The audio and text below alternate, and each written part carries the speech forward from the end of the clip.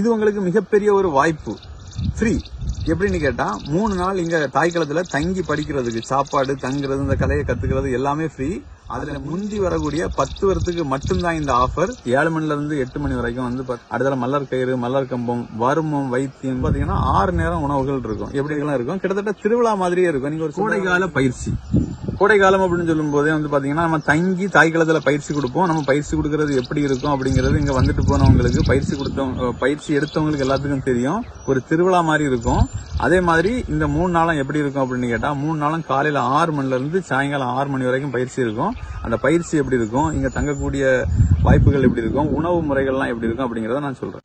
இது உங்களுக்கு மிகப்பெரிய ஒரு வாய்ப்பு. ஃப்ரீ. எப்படின்னு கேட்டா 3 நாள் இங்க தாய்க்களத்துல தங்கி படிக்கிறதுக்கு சாப்பாடு, தங்குறது, இந்த கலையை கத்துக்கிறது எல்லாமே ஃப்ரீ. அதுல முந்தி வரக்கூடிய 10 வருஷத்துக்கு மட்டும்தான் இந்த ஆஃபர். எதுக்குன்னு சொல்றேன். பயிற்சியை பாத்தீங்க அப்படின்னு சொன்னா காலைல 6 மணில இருந்து 7 மணி வரைக்கும் உடல் பயிற்சி, 7 மணில இருந்து 8 மணி வரைக்கும் பாத்தீங்கன்னா ஒரு தோட்ட வேலைகள், அதுவும் சிரம யோகா அப்படின்னு சொல்றது மாதிரி அந்த இதெல்லாம் நம்ம சுத்தத்துக்கான வேலைகள் ஒரு 1 மணி நேரம் செய்யணும்.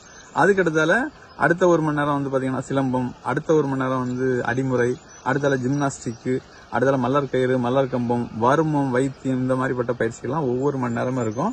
அப்புறம் கூடுதலா திருவிழா மாதிரி ஆக்குறது என்ன அப்படின்னு கேட்டா பழைய காலத்து விளையாட்டுகளை நம்ம உடம்பு உற்சாகப்படுத்தலாம். கபடி விளையாடுனா அவ்வளவுக்கு உடம்பு இதா இருக்கும். கபடி மாதிரி இன்னும் மறந்து போன நிறைய விளையாட்டு முறைகள் இருக்குது.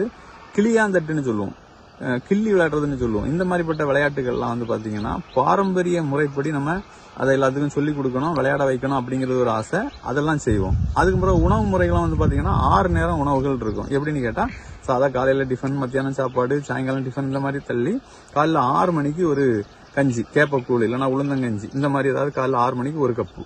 அதுக்கடுத்தால ஒரு 10-11 மணிக்கு போல ஒரு நல்ல ஜூஸ், அதுக்கு கூட ஏதாவது பழங்கள்.